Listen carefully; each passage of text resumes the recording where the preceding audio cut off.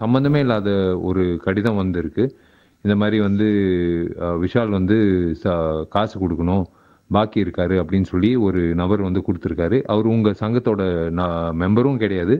சம அது லெட்டரு வந்து நான் காசு குடுக்கணுன்ற விஷயத்துக்கான எந்த முகாந்திரமோ, எந்த ஆதாரமும் கிடையாது.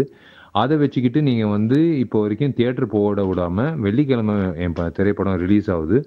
ஆ இப்போ வரைக்கும் எந்த தியேட்டர் ஓனர் கேட்டாலும், நீங்க வந்து என்ன சுத்தல்ல விடுறீங்க. முதல்ல எனக்கும் அந்த நபருக்கும் சம்மந்தமே கிடையாது. ஒருவேளை நான் குடுக்க வேண்டியதா இருந்தா, அது அக்ரீமெண்டா இருக்கா?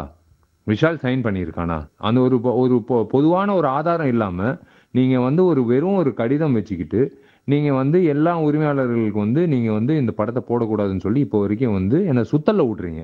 அதாவது ஒரு நடிகன் விஷாலா நான் பேசிட்டு இருக்கேன் இப்போ. இதுக்கு பேரு வந்து கட்ட பஞ்சாயத்து.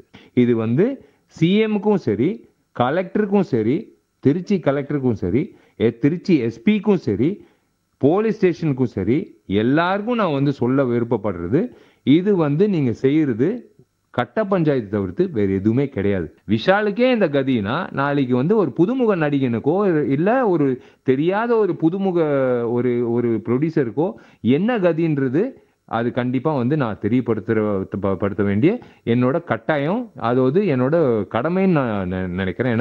நானும் வந்து என ஒ எ இந்த இதுக்கான என்ன நடவடிக்கை எடுக்கணுமோ, அந்த நடவடிக்கை எடுக்கிறதுக்கான முயற்சி எடுக்க உட்றாதீங்க. தயவு செஞ்சு நீங்க வந்து ஆதாரமா கேளுங்க. நம்ம நாட்டுல வந்து கட்ட பஞ்சாயத்துக்கு என்ன சட்டம், அதுக்கான என்ன நடவடிக்கைன்றது உங்களுக்கும் தெரியும். இதுக்கு மேல நான் இந்த பதிவ முடிச்சுக்கிறேன்.